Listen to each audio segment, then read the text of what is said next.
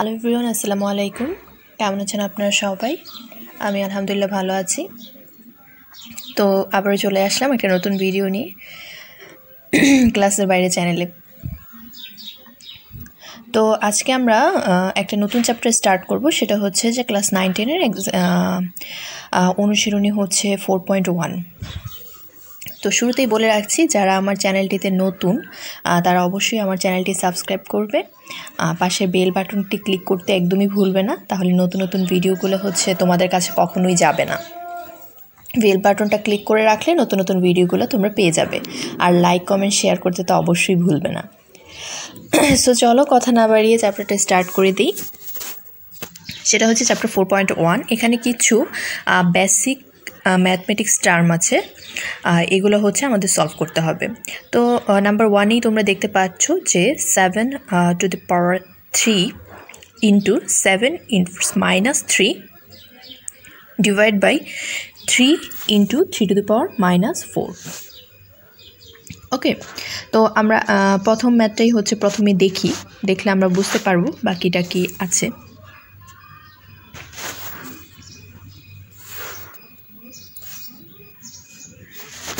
So এটা solve করলাম। এটা সলভটা হচ্ছে যেহেতু উপরে 3 and -3 আছে, তাহলে আমাদের অবশ্যই এটা ভাবতে হবে যে 3 আর -3 হচ্ছে যদি গুণ থাকে তাহলে যোগ হয়। তাহলে যোগ করলে তোমরা কি পাচ্ছ? 3 যোগ দেন হচ্ছে -3, ঠিক আছে? সো যদি এটা হয়ে থাকে তাহলে আমাদের যোগ আর বিয়োগ মিলে কি হয়ে যায়? মাইনাস হয়ে যায়। তাহলে 3 - 3 হয়ে যাবে।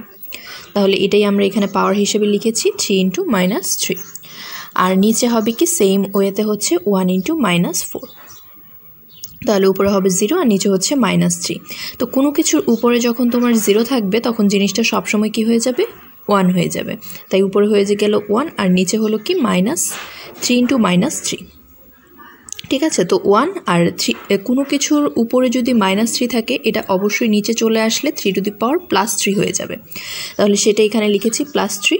এখন জিনিসটাকে উল্টিয়ে যদি দেই তাহলে আমাদের কি হয়? 1 × 3 to the power 3 divided by 1। তাহলে এটা কাটাকাটি যাবে, তাহলে 3 to the power 3। 3 to the power 3 = হচ্ছে 27।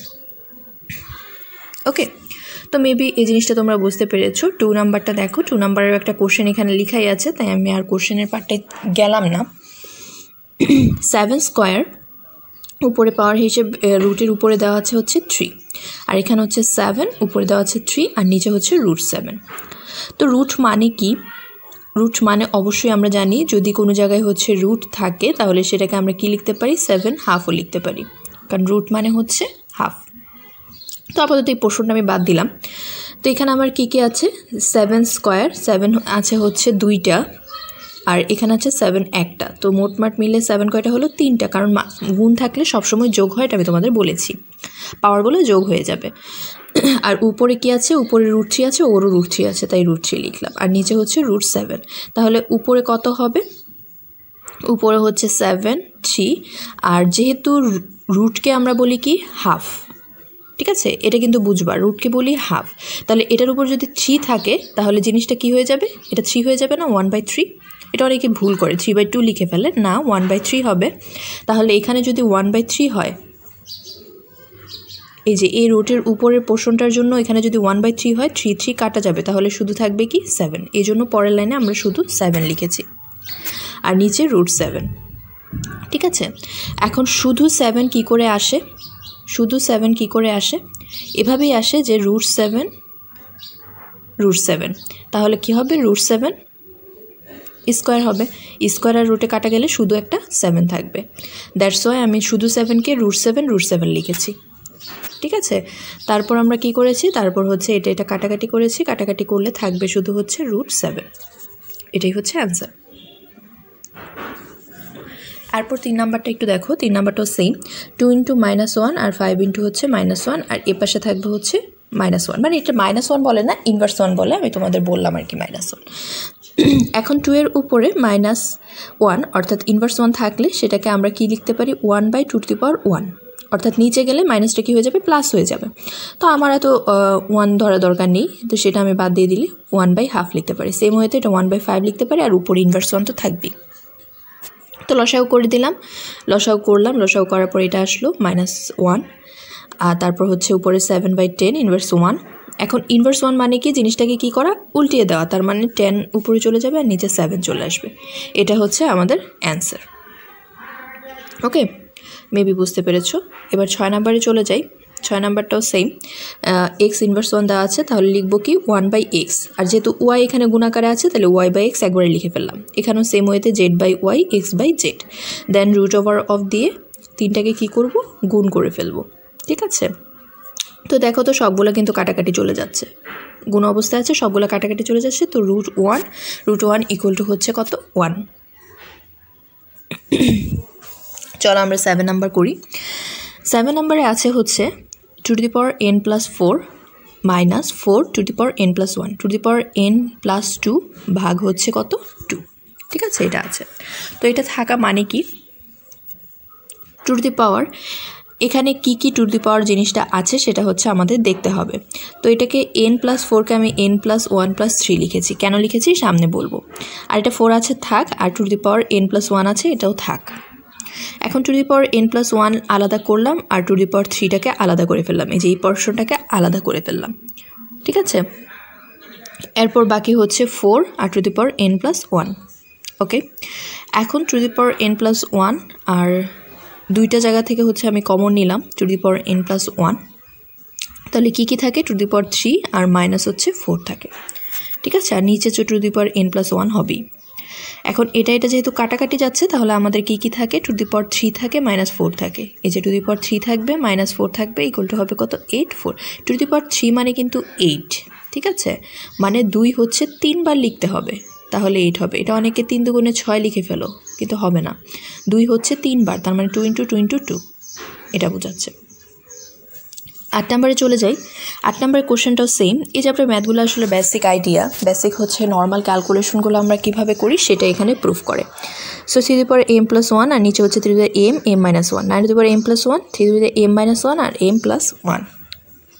তাহলে উপরে কি আছে, 3 m+1 লিখলাম, আর নিচে দেখো তো m-কে m-এর সাথে যদি গুণ করি তাহলে m² হয়, আবার m-কে যদি 1-এর সাথে গুণ করি তাহলে m হয়।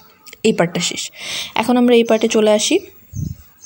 এই পার্টে কি 9 আছে, 9কে আমরা কি লিখতে পারি, 3² লিখতে পারি। ঠিক আছে, ওই স্কোয়ারটাকে কিন্তু আমি এটার সাথে গুণ করতে পারি, তাহলে 3 2m+2 স্কোয়ারটাকে একসাথে গুণ করে দিলাম। আর নিচে দেখো তো, নিচে হচ্ছে কি m-1 m+1, তাহলে a+b × a-b সূত্র আমরা জানি না, a² - b²। ঠিক আছে, এখন দেখো যেহেতু এটা ভাগ আকারে আছে, ভাগ আকারে থাকলে এটা নিচে এসে পাওয়ারগুলো কী হয়ে যাবে, বিয়োগ হয়ে যাবে, তাহলে m+1 - m² + m। আবার এখানেও সেম 2m+2 - m² + 1। ওকে, এখন ক্যালকুলেশন করলাম, জাস্ট যোগ বিয়োগ করে দিলাম। এখন যোগ বিয়োগ করার পর দুইটা থেকে আমরা 3 কমন পেলাম, 3টা লিখলাম। আর এই যে এই পার্টটা কিন্তু ভাগের আকারে আছে, তাহলে ভাগ থাকলে কি হয়ে যাবে, সবগুলা পাওয়ারকে আমরা বিয়োগ করে দেব। দেন কাটাকাটি করে আমি কি পাচ্ছি, কাটাকাটি করে আমি পাচ্ছি 3 - 2।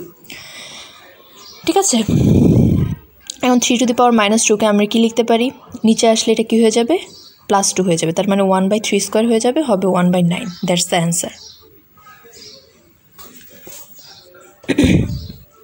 আবার সেম ওয়েতে হচ্ছে 9 নাম্বারটা 4n-1 n-1। এখন 4n-কে কি লেখা যায়, 2² লিখে n-1 লেখা যায় না,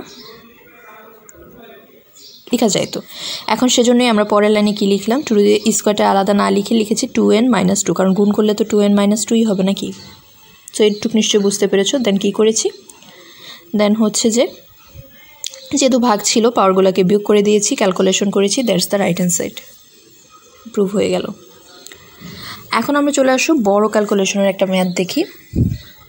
একই, আসলে সব ম্যাথগুলোই একই, জাস্ট হচ্ছে কি এখানে পোর্শনগুলো দেখানো হয়েছে। যেমন 2^2p + 1 3^2p + q 5p + q 3(2p) 3p - 2 3 × 2p 2p + 2 5 × 2p 3 × 5 × 4। ঠিক আছে, সো এইটুকু পার্ট আমরা নিশ্চয়ই বুঝতে পেরেছি। এইটুকু পার্ট বোঝার পরে আমাদের কি জানতে হবে যে আমাদের ফার্স্ট অফ অল আমরা কি করব, আর ফার্স্ট অফ অল আমাদের আসলে কিছুই করার নাই, এখানে অনেক কিছু পার্ট দেওয়া আছে। তো আমি এখানে 3 আর 2 যেহেতু গুণ আকারে আছে, এই দুটোকে আলাদা করলাম। নিচেও আমরা দেখি 5 2 গুণ আকারে আছে, তো 5 2কে আলাদা করলাম, 3 5 গুণ আকারে আছে, 3 5কে আলাদা করলাম। ঠিক আছে, আর তো কোনো কাজ নাই। তো পরের লাইনে চলে যাই। পরের লাইনে কী করবো, পরের লাইনে হচ্ছে 2গুলোকে আমরা কালেক্ট করি। এই যে 2 আর 2 আছে, তো 2 এর পাওয়ারগুলো যেহেতু গুণ আকারে আছে, তাহলে পাওয়ারগুলোকে আমরা কী করে দিই, যোগ করে দিই। দেন আমরা কালেক্ট করি হচ্ছে 3কে কী পাওয়া যায়, এই যে 3 আর 3 আছে, তো 3 এর পাওয়ারগুলোকে হচ্ছে আমরা কী করলাম, যোগ করলাম, যেহেতু গুণ আকারে আছে। এরপর 5 পেলাম, 5টাকে লিখে রাখলাম। সেম ওয়েতে নিচে 3গুলোকে কালেক্ট করলাম, এই যে এখানে একটা 3 আছে, এখানে একটা 3 আছে, সবগুলোকে কালেক্ট করলাম।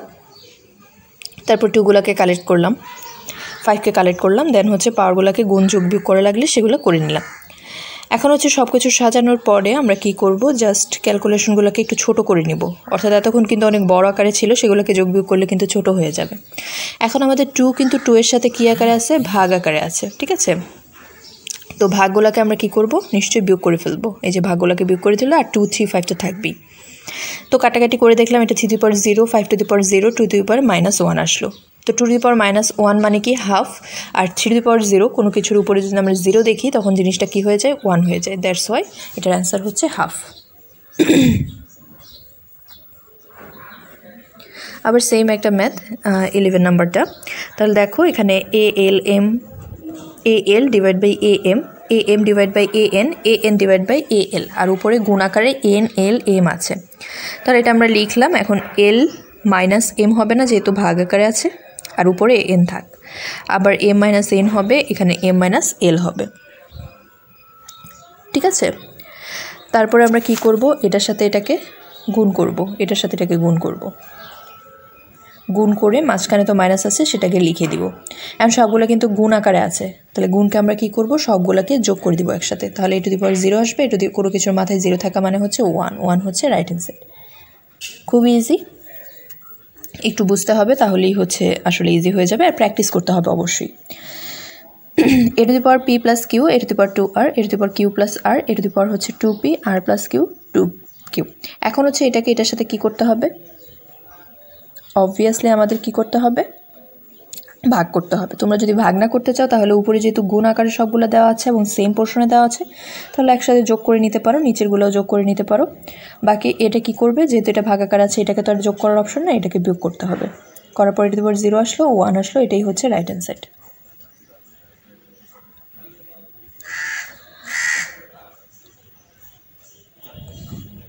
তো আমরা দেখো এরপরে হচ্ছে 13 নম্বরটা দেখছি। সো 15 নম্বরটার মধ্যে তোমরা কি দেখতে পাচ্ছ, সেটা হচ্ছে যে একই রকমই প্রথমে ভাগ করতে হবে, জিনিসটাকে ভাগ করতে হবে। ভাগ মানে কি, বিয়োগ করতে হবে। আর উপরে যেহেতু এটা গুণ আকারে আছে, গুণ আকারে থাকবে। দেন এটার সাথে এটাকে কি করব, গুণ করে দেব, এখানেও গুণ করে দেব, এখানেও গুণ করে দেব। এখন এটা যেহেতু পুরোটাই গুণ আকারে আছে, যে গুণ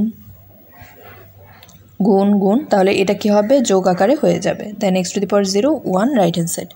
তো জিনিসগুলো একই, আমি আর বলছি না। এখন আমরা 60 নাম্বারে চলে যাই। এর টু দি পাওয়ার x দেওয়া আছে b, b to the power y দেওয়া আছে c, c to the power z দেওয়া আছে হচ্ছে a, আর x y z equal to হচ্ছে 1। এখন b to the power y to the power z equal to হচ্ছে a, এটা আমরা জানি। তাহলে b y z equal to a. এখন বিকে আমরা কি লিখতে পারি, এই যে বিকে কি লিখতে পারি, এ টু দি পাওয়ার এক্স লিখতে পারি। এটা লিখে দিলাম ওয়াই জেড, আর এ পাশে হচ্ছে এ। তাহলে a x y z equal to হচ্ছে a to the power 1। A কাটা গেলে x y z equal to হচ্ছে কত, 1 শুট। ঠিক আছে, এটা হচ্ছে প্রুফ করতে বলেছে। প্রুফ আমরা আসলে যেভাবে ইচ্ছা সেভাবেই করতে পারি। তো আমরা চ্যাপ্টারটায় আবার ফিরে যাই। চ্যাপ্টারটা হচ্ছে, আমরা কোশ্চেনটা একটু দেখি। এই যে চ্যাপ্টারটা পুরোটাই হচ্ছে বেসিক আইডিয়া নিয়ে আমরা ম্যাথ সাধারণ ক্যালকুলেশনগুলো যেভাবে যোগ বিয়োগ গুণ থাকলে করি সেই অনুযায়ী আগানো হয়েছে। সো আমি অনেকটাই করে দেওয়ার চেষ্টা করেছি, প্রায় 16 পর্যন্ত করে দেওয়ার চেষ্টা করেছি। তোমরা হচ্ছে বাকি সৃজনশীলগুলো একটু ট্রাই করবে বাসায়। সৃজনশীল নিয়েও আমাদের নেক্সট ক্লাস আসবে অবশ্যই। তখন আমি সৃজনশীলগুলো প্র্যাকটিস করার চেষ্টা করব। তো শেষে আবারও বলে দিচ্ছি, যারা আমার চ্যানেলটিতে নতুন তারা অবশ্যই আমার চ্যানেলটিকে সাবস্ক্রাইব করবে, পাশে বেল বাটনতে ক্লিক করতে ভুলবে না কিন্তু, কজ নতুন নতুন নোটিফিকেশন তোমাদের কাছে তো অবশ্যই যেতে হবে, তাই না? আর লাইক কমেন্ট শেয়ার করতে ভুলবে না। আর যারা অলরেডি সাবস্ক্রাইব করছো, আমাকে ফলো করছো, শেয়ার করেছো, তাদেরকে অসংখ্য অসংখ্য ধন্যবাদ। তো আজকে এই পর্যন্তই, আল্লাহ হাফেজ। ক্লাসের বাইরে channel is our channel, students choice. Oh, one more thing, if you enjoyed that video, don't forget hit that subscribe button and press the notification bell to get new video just right there, so you stay up to date to all the content or video that we post to our channel. Thank you so much.